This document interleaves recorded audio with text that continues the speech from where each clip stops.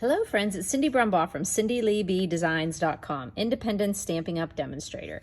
Today's fun fold is from a friend. Janet Munden had given me this card and I thought it was adorable, so I just had to share it with you.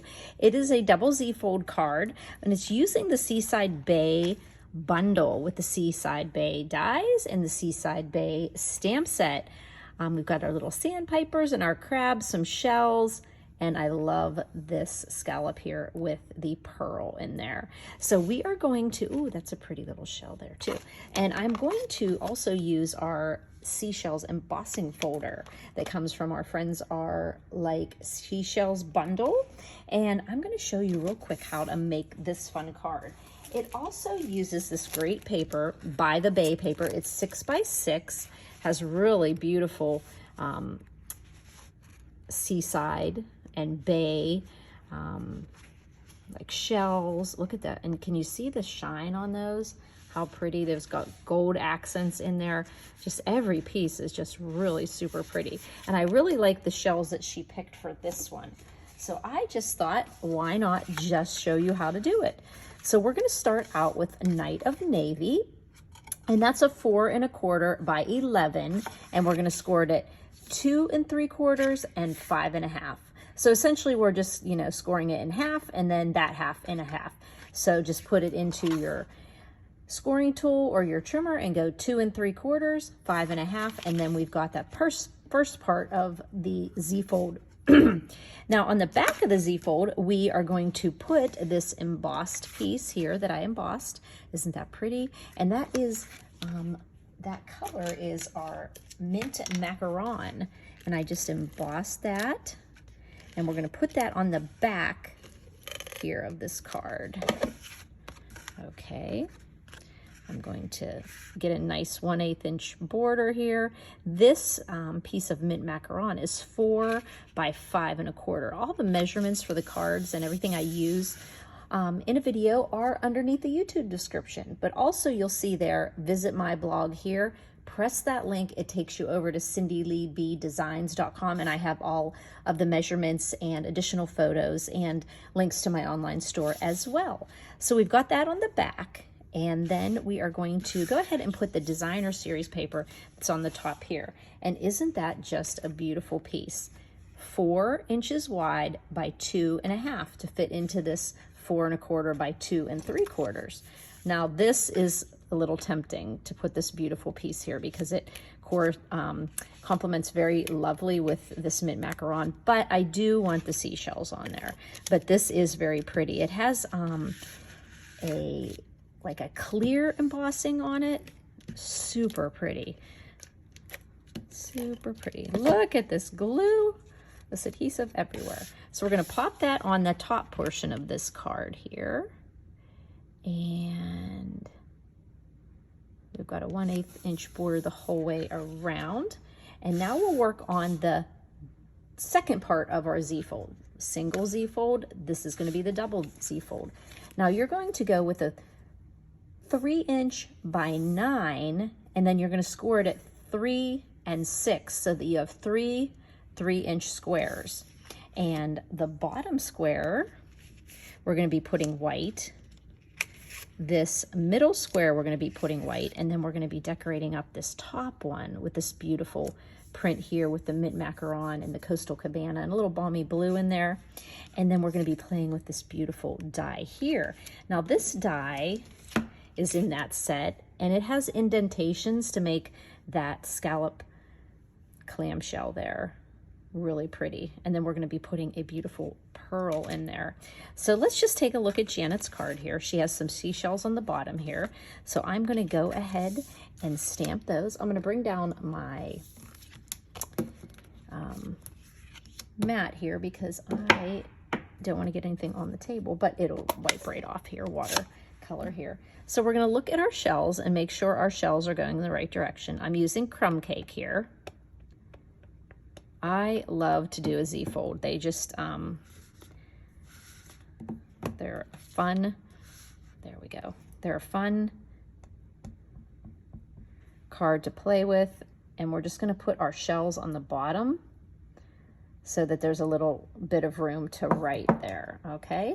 And we may as well put that, okay, I'm trying to use my Stampin' Seal, which is, there we go. What did I get on there? Okay, so we're gonna put that on in there. Now, of course, if this is a 3 by 3 square, navy, that means our white is 2 3/4 by 2 3/4. And I think I actually got some kind of stray something on here, and I don't think it's adhesive. No, but nobody's gonna care. Okay, so this middle one, okay, the middle one, I thought she did something so cute. Made this crab holding a little sign with happy birthday. She used the back of one of the designer series papers in this By the Bay paper, but I didn't want to cut into mine, so I actually changed mine up a little, and I made a little sign with "You are a pearl, rare and precious." Janet put hers in the scallop clam, but I'm going to leave my clam open, like without it, and I'm going to make my sign down here.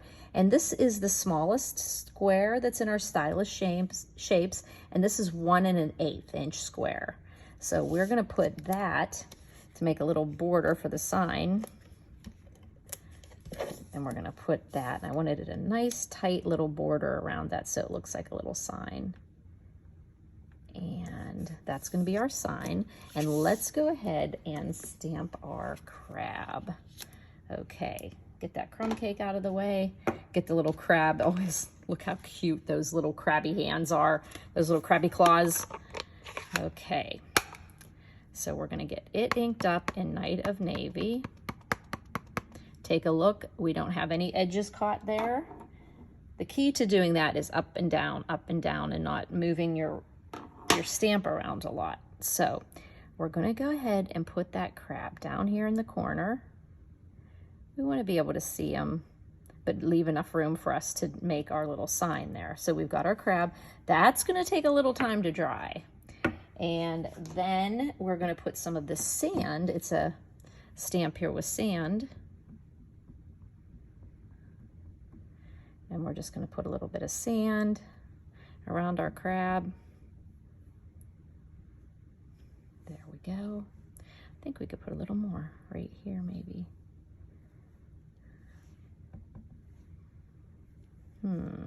Maybe less is more. I think so. Okay, and see, it's already dried.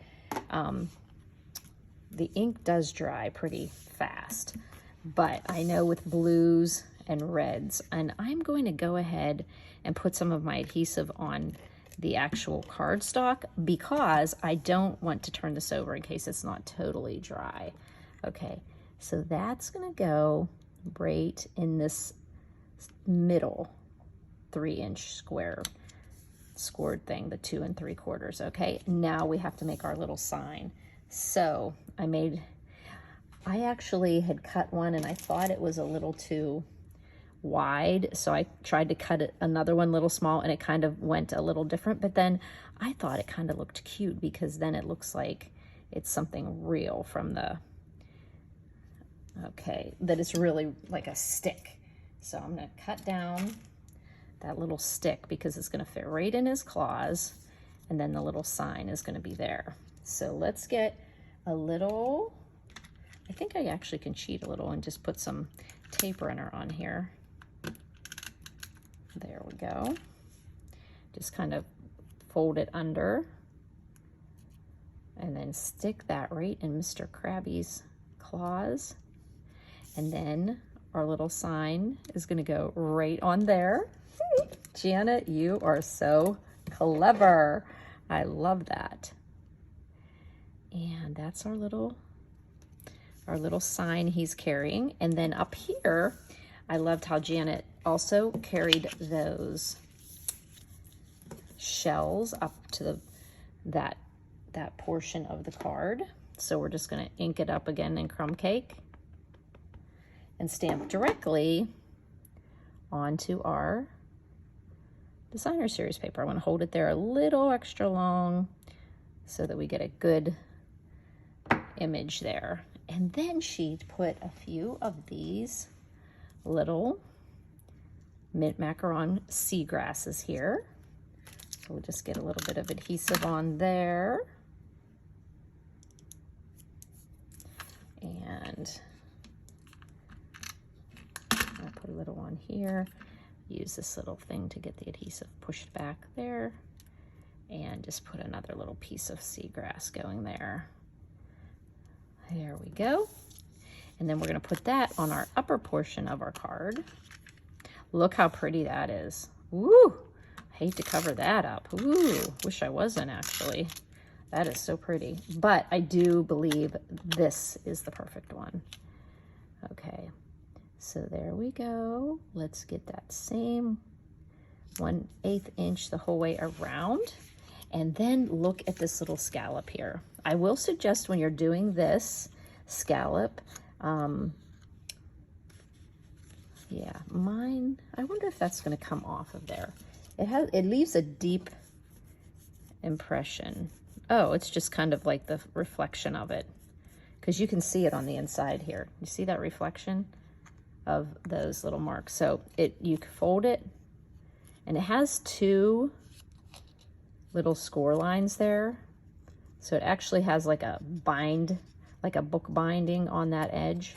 And then that's going to go here. And we're going to put a pearl in there. So let's go ahead and adhere this. I'm